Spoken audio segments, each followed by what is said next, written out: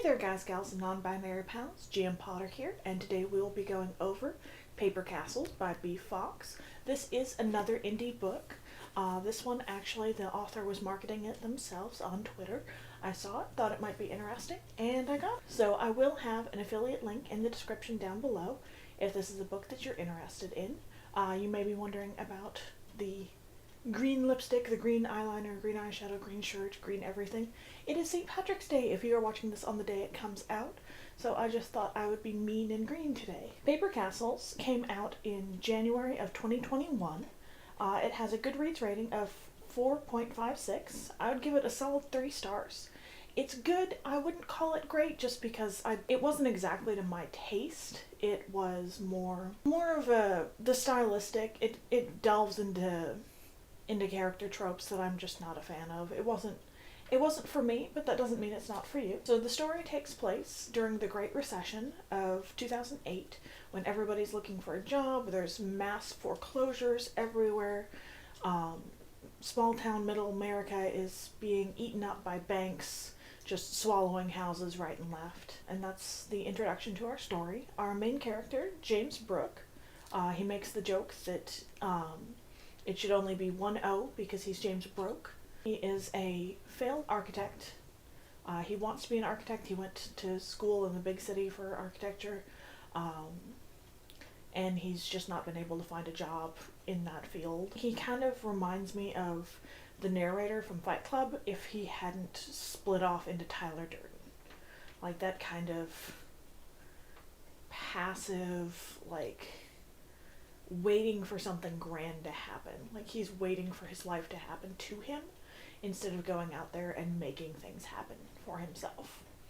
So, and then we have Karen Green, who is a self-described loser and bastard. She works at a diner that serves the worst coffee in the whole town, the worst coffee James has ever had. She very much has Manic Pixie Dream Girl vibes, but almost like punk rock edition.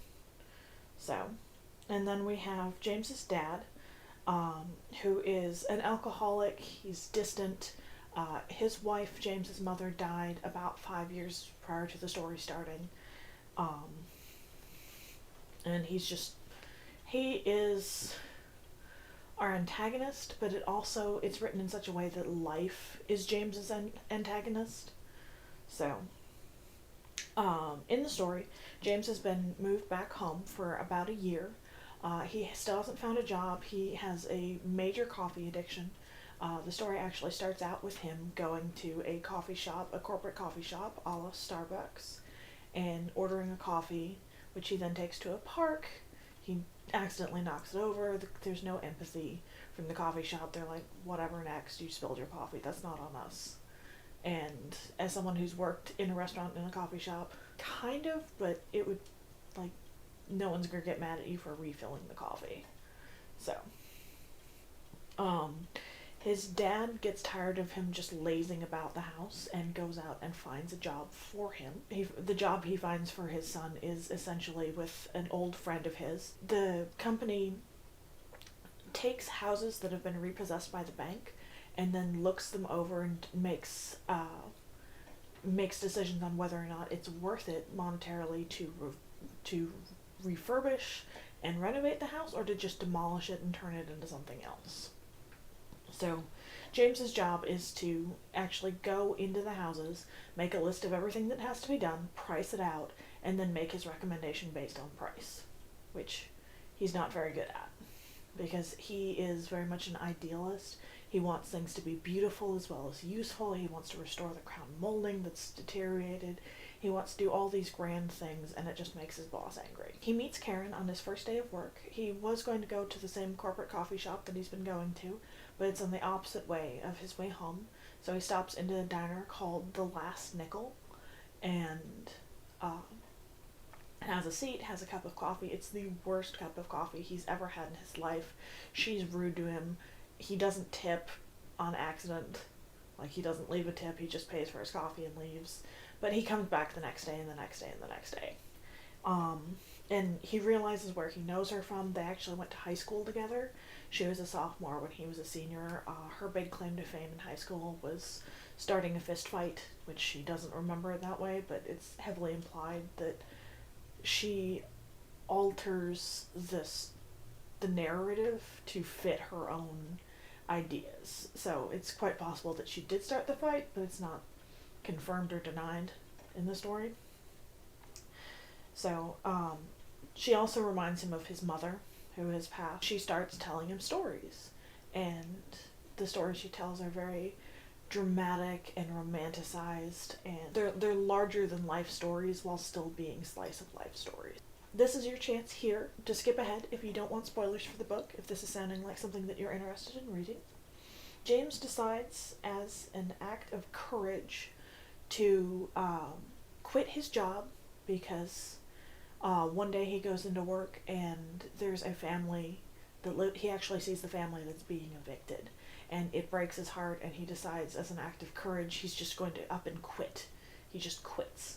And he doesn't tell anybody. He doesn't tell Karen. He doesn't tell his dad. His dad actually learns that he quit his job through the friend that was James's boss later, and is absolutely pissed.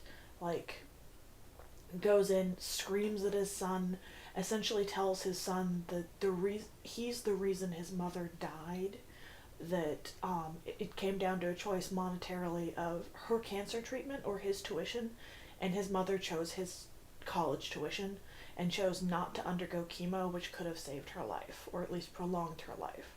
And the dad hits the son, like punches him hard, and James runs away and ends up sleeping on Karen's porch. She nurses him back to health because there's no telling how long he was passed out on her porch. He has a fever when he wakes up inside her house. As he's getting better, he realizes she convinces him to start looking for a job again, and he sees an architecture firm that's hiring. And so she buys him a suit, and she buys him a tie and shoes and the whole get-up to go to this interview. He takes the train into the city. He goes into the interview, and the voice of his father telling him horrible, horrible, hurtful things just fills his head the whole time. He bombs the interview, and the last question she asks is, "Why do you want to work for us?" And he says, "I don't." And he ends up throwing his tie on the ground in disgust, and it's like, that's an expensive tie. That's a silk tie that she bought for you. What are you doing? Like, that doesn't... Okay. And he returns home. He doesn't go talk to Karen.